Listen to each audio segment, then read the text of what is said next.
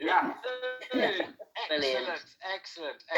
So, ladies and gentlemen, we're going to move straight on to our next act. Are we up for our next act? Yep. Yeah. Let's do No. No. The person who said no is the next act. That's what it's so let's do this. So ladies and gentlemen, what we're going to do this time is do a clapometer, right? Where 10 is absolute apeshit, just like you gave Shay, right? And we'll work our way through all the levels, okay? So let's all start you off at a nice, equal, neutral, level 5 round of applause. So then after 3, a nice, neutral, level 5 round of applause. So 3, 2, 1, 5. Like it. Right, I'm going to jump. 7. Bit of cheering, 7. Bit of cheering. There you go. Bit more cheers. There you go. Only one person's doing it right now. Julie and Jamie, I'm seeing all of you. Get cheering. Hey. Lovely. 8. Hey. Lovely. 9. Woo. Everything you've got. 10. Give it up for the one and only Sarah Turner. Well, thank you for that warm welcome. It's so nice to be applauded for just turning up, because I definitely don't get that in my day job. If I was the next Prime Minister, I'd make that the first law I'd pass. Everyone has to get the clap when they start work. Not that fun. It depends on where you work. Some businesses are rife with office romances, after all. Sorry, that's probably not what you were expecting to come out of my mouth, were you? Most people seem to think of me as meek and mild. It never fails to baffle me as to why people are surprised by the comments that I make. Just because I don't chat constantly, it doesn't mean I'm shy. I'm just quietly observing. But mainly, I'm waiting for you to draw breath and I have a chance to speak. Either that, or I'm plotting some revenge. Just for the record, asking why someone is quiet is just as rude as asking why they're loud. People don't seem to get this. But catch me on a bad day and you'll soon find out. It's true what they say about a redhead's temper. If you want meek and mild, get thee to a nunnery. Though I went to a convent school and most of the nuns were far from mild. But then they had to get their kick somewhere, I guess, with all that chastity. My sense of humour is generally sarcastic, but I also love a bit of innuendo. I mean, there's nothing like having things popping out unexpectedly. What do you expect from that, sir? Yes, you sat there in your work gear eating your tea on your lap. It's neither funny nor clever to make your own hot dog like that. Put it away. That's not what your mother meant when she said to spread it with a knob of butter. That's it, that's better, right. In a couple of weeks, I'll be 50, but that doesn't stop my parents from still talking to me like I'm a child. I know I'm their child, but I have been doing this adulting lark for some years now.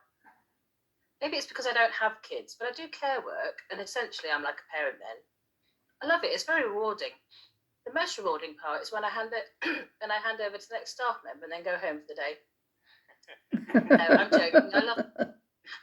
I'm joking. I love my job, I do. It's about the only place I have a captive audience for acting a fool. I'm sure, like many of you, I now find myself with a growing role of parenting my parents as they begin to forget things. I tried to offer them advice, like in the recent heat waves. I passed on what I got told at work. It didn't go down very well. Mum just says she's managed okay doing things her own way all these years. I'm not a child. I don't need to be told what to do. Go and tidy your room. And off she stormed out the lounge. I don't live with them. They don't have dementia. It's just general old age, apparently. It's trying to remember that there is little logic to anything they say these days, and to be pleasantly surprised when there is. By God, it's hard work. Since I am now officially menopausal, my memory is similar to theirs. It's a jump between the three of us who remember. It's a jump between the three of us to remember who said what, when, and who was right. All I know is they believe everything they hear on the telly. They've got a good point, though. Some of those adverts are memorable. You know the ones for the pods that you put in the washing machine? At the end, the tagline is always, keep away from children. That's not a health and safety warning for children. That's just good advice for adults. I was up near Hadrian's Wall recently and visited House's Roman fort.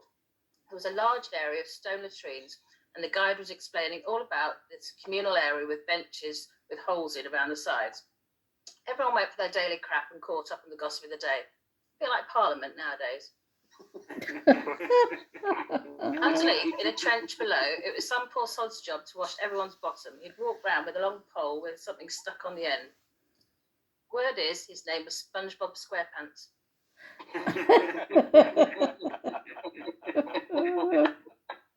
I turned round and started to walk up a narrow gully between two walls, and a lady was coming the other way.